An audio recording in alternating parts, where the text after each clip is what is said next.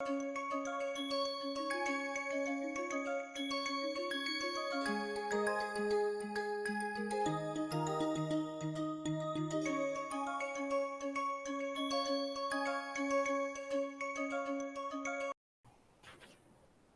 start a new chapter, the new topic, covering spaces and fundamental group. Of course, fundamental group we have seen before. Now we want to study fundamental group in relation with covering space.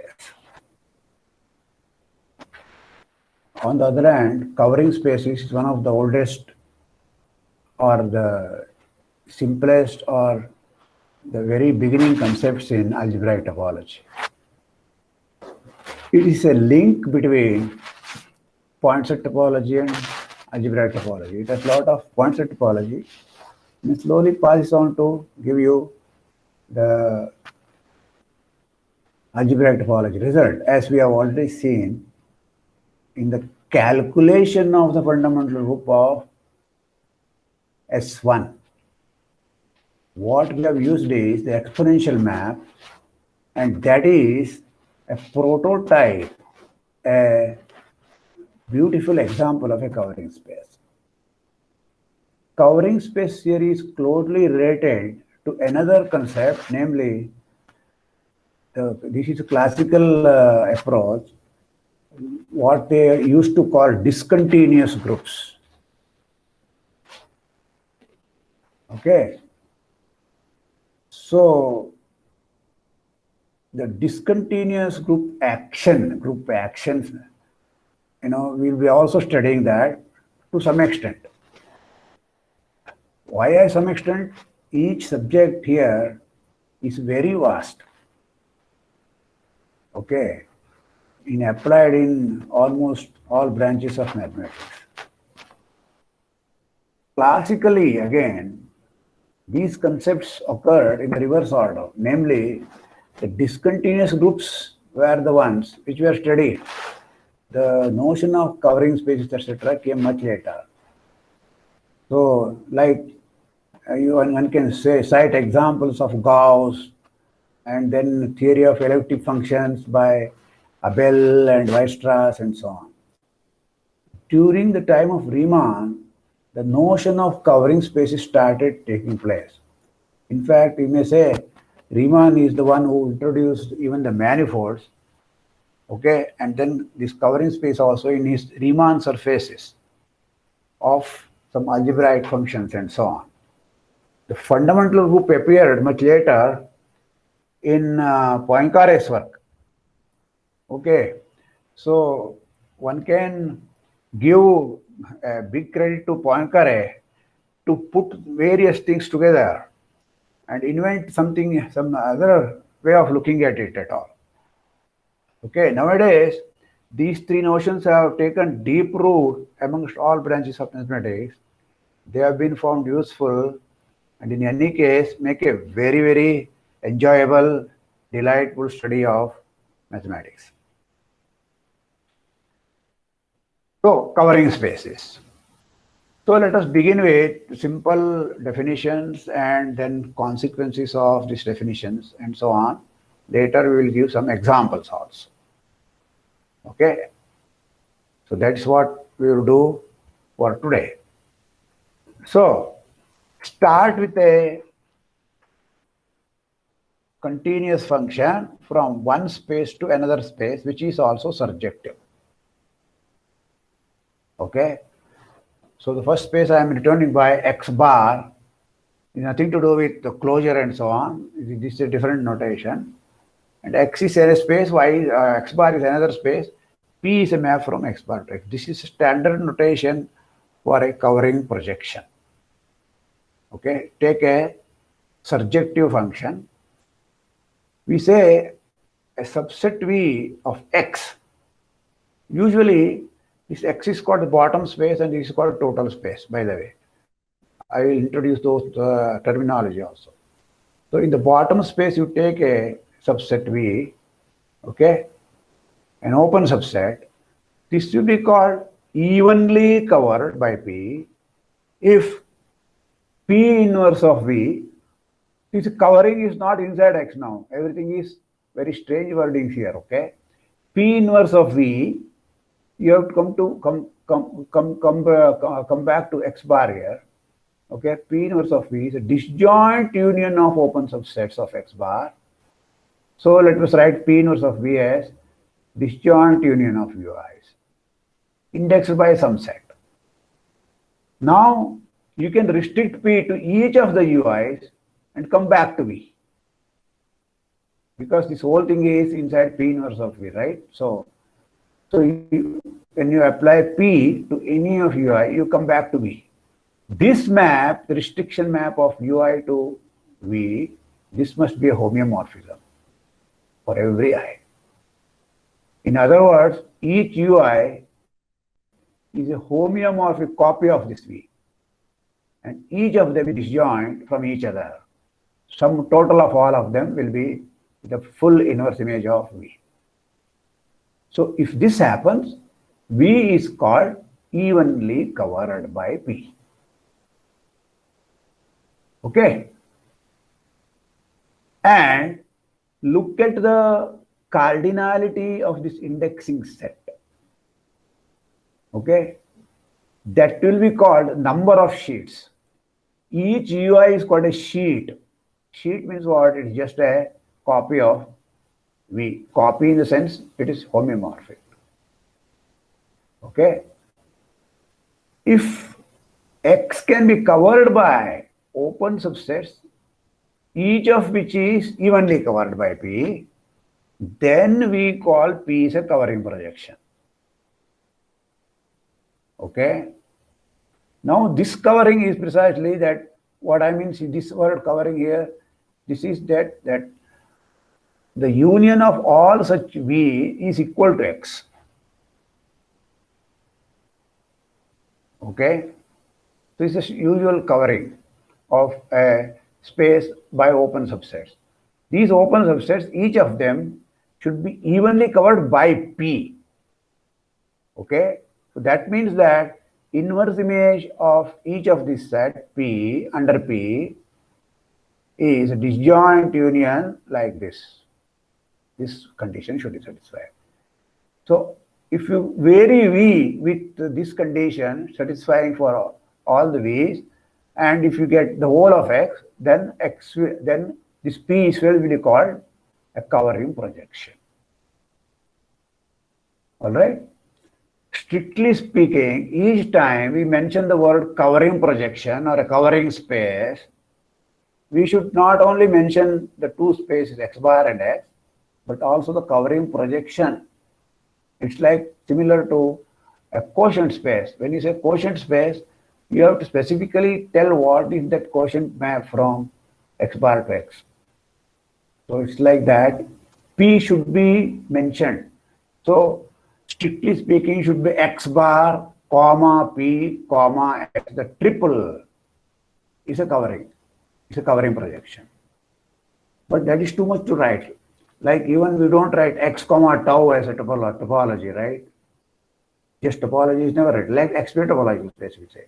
Similarly, we have to do with this shortening terminology, that's all. Okay. However, often this will be clear from the context which function we are taking and so on. So for simplicity of language, we will merely say X bar is a covering projection of X. Okay. We also say that X bar is a total space and X is the base space. This I already told you. Whenever you have a covering projection P, it comes with a total space and a base space. Okay. Every covering projection turns out to be a local homeomorphism. Recall what is a local homeomorphism? For every X in the domain, namely X bar inside X bar, you must have a neighborhood U of X bar such that F restricted to U is a homeomorphism onto FU, which is an open subset of X. Then you call it, then if this happens for every X, then you call F is a local homeomorphism. And that is precisely happening here. If, if, uh, if X is covered by open sets like this, inverse image will be covered by open sets like this. And these are disjoint union of UI, so X will be inside one of them, right? And from UI to V, it will be homeomorphism. And this VI is open, this V is open. Therefore, every covering projection is a local homeomorphism. All right? This property, local homeomorphism, has a tremendous influence.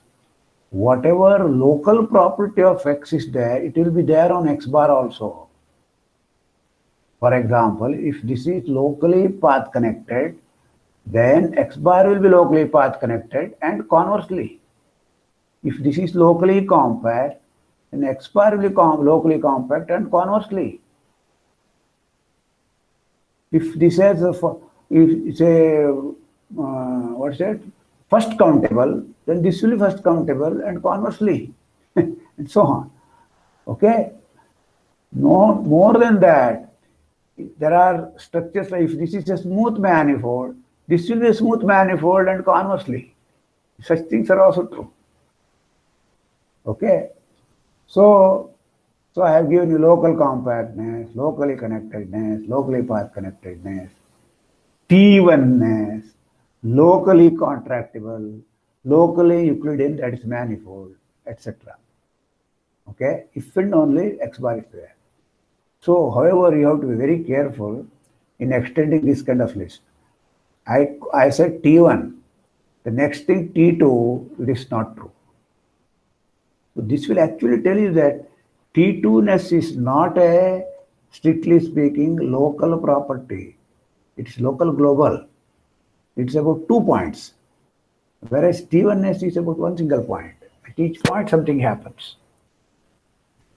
However, the Hausdorffness, the next one is regularity, normality, etc. None of this is a local property, and if X bar has it, X may not have it, X has it, X bar may not have it.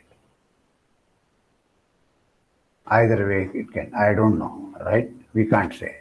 So there are exercises about that one. All right. Every local homeomorphism is automatically an open mapping.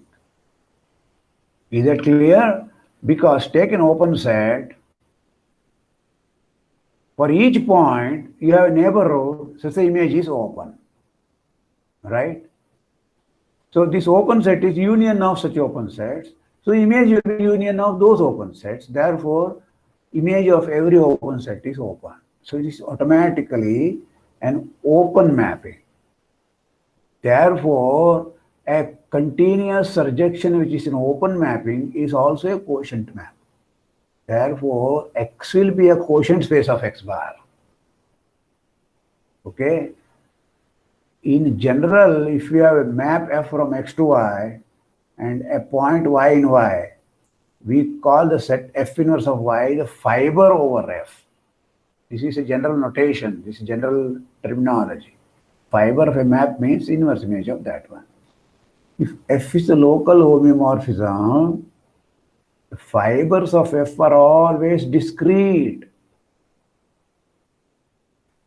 Look at the fiber, take 2 points there. Each of them has a neighborhood homeomorphic to a neighborhood below of the point Y, right? Each of them. If they had intersection, then this won't have happened because under F, the two of them are coming to the same thing. That will be a problem. Okay? The same F restricted to this open set, restricted to this open set is a homeomorphism. So therefore, the two open subsets that you have taken above must be disjoint automatically. So this happens for every pair of points, which just means that, you can do for a single point and everywhere else. So this just means that F inverse of a single point is F. It's a discrete set. Okay. This is a subspace topology. F inverse Y is a discrete space. In particular, the fibers of a covering projection are discrete.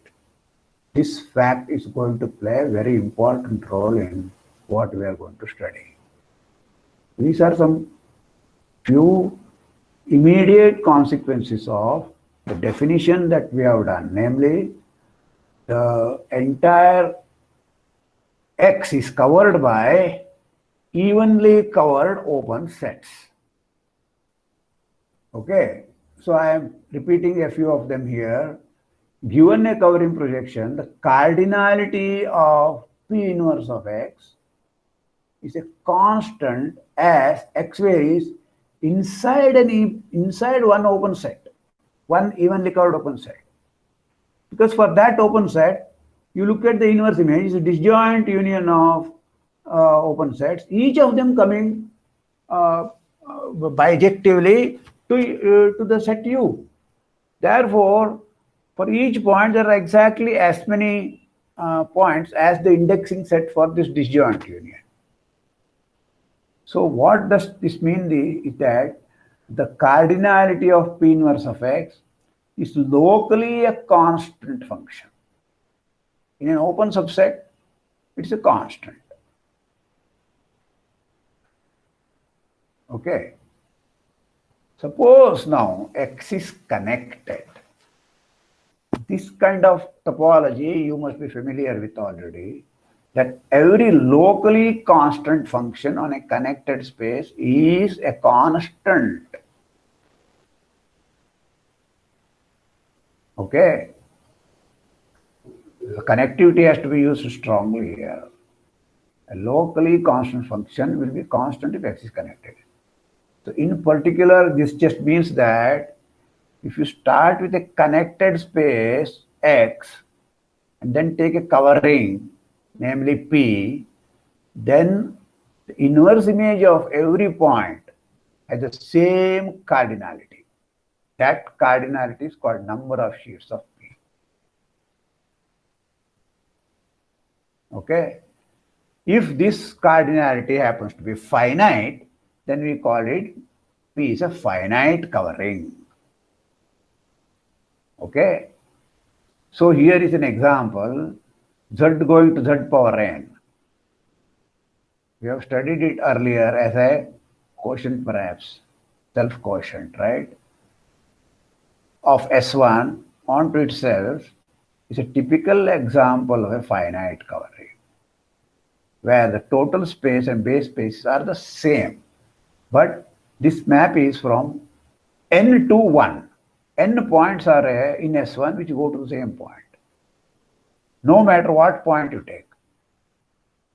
Okay, take any point in S1, in the inverse image there are exactly n points. That doesn't prove that it is a covering, but you can show that Z go to Z power n is a covering. So now let us work out a few more examples properly. The simplest thing is, if you take identity map, it's a covering. Next, you can take any homeomorphism, that's also a covering. Okay, those things are trivial coverings. They don't give you much. A typical example of covering projection is already familiar to you, namely the exponential map. R to S1, which you can write it as theta going to e power 2 pi I theta, or just e2 pi is e raised to I theta also. It's according to your fancy. 2 pi, writing 2 pi is just a normalizing factor, that's all. Okay. Fix a theta between 0 and 2 pi omitted. Then if u equal to S1 minus just 1 theta I have fixed, so remove that point. Exponential function, this one, is the disjoint union of intervals theta plus 2n pi less than t to theta plus 2n plus 2 pi. So it is of period 2 pi. I have just taken exponential theta going to e power I theta. That's why I have to take 2 pi here. If I write theta going to e raised to 2 pi I theta, then this would have been 0 less than theta less than 1. Okay. Restricted to any of these intervals, X is a homeomorphism.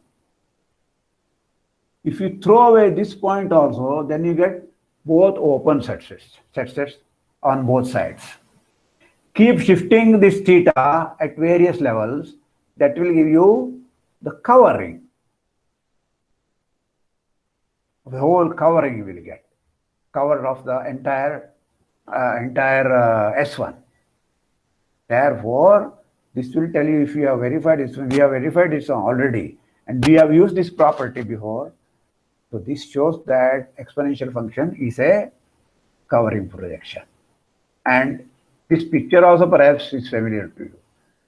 Here, I have thrown away this point, let us say.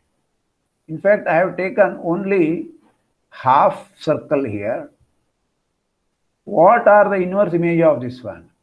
This will be half interval here, then jump by another half interval, jump by another half interval, and so on. The inverse image of this point, this is 1, 0, will be all integers. So exponential function restricted to this interval, to this arc, is a homeomorphism. From here also it's a homeomorphism. From here also it's the full inverse image of this arc will be union of all these intervals, half intervals. Okay. This part we have already, in a similar way, and it's not hard to do this one. Namely, Z going to Z power n defines a covering projection of C star to C star itself. C star is what? Non-zero complex numbers. Restricted to circle, it will go into circle itself. Namely, unit circle. Mod Z is 1, mod Z power n is also 1. If you don't put that one, any non-zero thing will go to a non-zero thing, and it will be n to 1 mapping. Okay. You can work out neighborhoods, how small neighborhood should be taken here, and then look at the inverse image. There will be n copies of that, each of them mapped onto the same open subset here. Okay. If Y is any subspace of X, I can take inverse image of Y under P, that will be a subspace of X bar. Now you take the P restricted to P inverse of Y to Y. That itself will be a covering projection. What you have to do, take an evenly covered set inside, open set inside X. Take intersection of that with the Y. That's all. That will be even covered by this restricted function. Okay. On the other hand, you cannot do this by taking a subspace of the top space X bar. Then you have to be careful. Okay. In general, if I take a X bar to X a covering projection and Y bar is subspace of X bar, restriction map may not be a covering projection. Okay. So when it will happen, that will become interesting result. Okay. We will see it later on. To construct local homeomorphisms, we said a covering projection is always a local homeomorphism. But to construct a local homeomorphism which is not a covering projection is very easy. Okay, so just local homomorphism, onto-ness, etc. won't give you covering space, covering projection. Okay. So if we take the restriction of a covering projection X bar to X to any open set U inside X bar, it will be automatically a local homomorphism. However, by choosing U very badly in some way, okay, we can destroy the covering space property, the evenly coverness, we can destroy. In many ways, to retain it is more difficult. Destroying is automatically happens. Namely, all that you have to do is, for example, just omit one point from X bar. That is an open set. Normally, if a singleton X is a, if it is a T1 space, this will be an open set. Okay. So now if you restrict, this will never be a covering projection. Starting with a covering projection X bar to X, if you omit a point, the restricted thing will never be a covering projection. Okay, verify this one. Then you will understand why covering projections happen. So I want to tell you some more thing about the role of path connectivity here. Path connectivity, local path connectivity are part and parcel of algebraic topology. We assume that one quite a bit. Okay, so here path connectivity is very important in the case of covering projections. So that is what I want to tell you. Okay, so this is the theorem. Take a covering projection, take a continuous map from P bar to P from X bar to X, where X is now locally path connected. Then something nice happens. Namely, the map P is a covering projection if and only if on each component C of X, component means path component, the restriction map P from P inverse of C to C is a covering projection. This is from C is a path component of X. If you take P inverse of C to C, it should be a covering projection. If P is a covering projection, then for each component C bar of X bar, now see again I am taking path component. The map P restricts C bar to P C bar is a covering projection. So under restriction map, the covering property is not destroyed if C bar is a path component. And in that case, PC bar will be a path component of X. The point is that you have to take a component. If you restrict just to a path connected space, it's not true. Just like the other way, if something is path connected, by removing a point, it may still be path connected, then it will not be a covering projection. But if you remove a point, it will not be a path component in the original thing. You have removed something, right? It won't be path component. So that kind of counterexample is not. But this is a theorem actually, you have to prove this. Namely, the second part is very important. The first part is easy because you are coming from bottom. You are taking a component here and then you are taking full inverse image.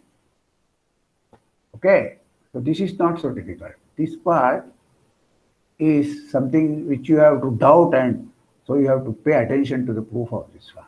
Okay, so here is the proof. Okay, so first part, if P is a covering projection for any subspace Y of X, the restriction is a covering projection. Okay, so one part is easy. Conversely, for each component P from P inverse of C to C is a covering projection for each component, let us say. The crucial thing here is that since X is locally path connected, each C is open. Therefore, for any point in X, consider the path component of C, path component C which contains X. Every point is inside a path component, and that is an open set. So if U is open in C, U will be open in X also. But this is a covering projection, so I can choose U to be evenly covered. Then since this P inverse of C is the full inverse image, it will be same thing inside X also.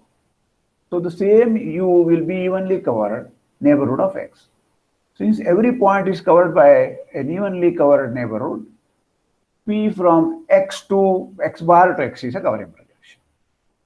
So this proves part 1 here. Okay, that's the easy part. The second part, first of all, look at PC bar. Okay, this is an open set. Why? Because X is locally path connected, X bar is also locally path connected. Path connected components are open because they are locally path connected. And P is an open mapping. So PC bar equal to C is an open set. Given X belonging to C, let V be a connected open neighborhood of X, which is evenly covered by P. Okay. Put P inverse of V equal to disjoint union of UIs. Then each UI, because I have started the connected open neighborhood of this, locally path connected, so you can choose this one to be locally path connected neighborhood. It's a connected neighborhood. And these things are, each UI is homomorphic to V, right? Therefore, each of them is connected. And hence, either when you write a component, UI is inside C bar or UI intersection C bar is empty. Okay, therefore, it follows that when you take restrictions, some of these UIs will go away, the rest of them will be remaining. Okay, fully. And then they are contained in, no part of UI will be there. Either it is full or it is none. So P restriction C will be also a homeomorphism corresponding to that. Okay. Finally, the converse of this one. To show that one more thing. C is a component. PC bar is C here. So it is connected. It is path connected because it is path connected. Why it is a component, I have to show. Okay. So let X be a point in the closure and V be an open neighborhood of X as above. Then one of the UIs, okay, has to intersect C bar. Because union of all U bars is a neighborhood of this one, so it is in the closure, so one of the UI has to intersect C bar. The whole thing intersects, so at least one of them has to intersect, that's the point. Which in turn means that particular UI is contained inside C bar. Because C bar is a component. Okay. So these components, etc., I am working inside a larger space X, and U is an open subset in larger space. And hence, V itself is inside C. Because V is P of C. P of C bar. Sorry, C is P of V bar, so this intersect is one of them, so it's inside C bar, so V is inside C. So if V is inside C, it shows that C itself is open as well. A component, it's closed.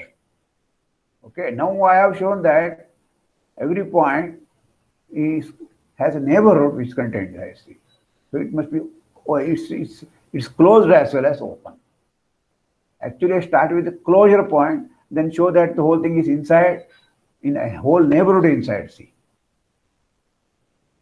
Right? So C must be open as well. If it's open and closed and connected, it must be a component. So that completes the theorem. I think we will stop here today. It takes you some time to understand this one. Let us go more things next time. Thank you.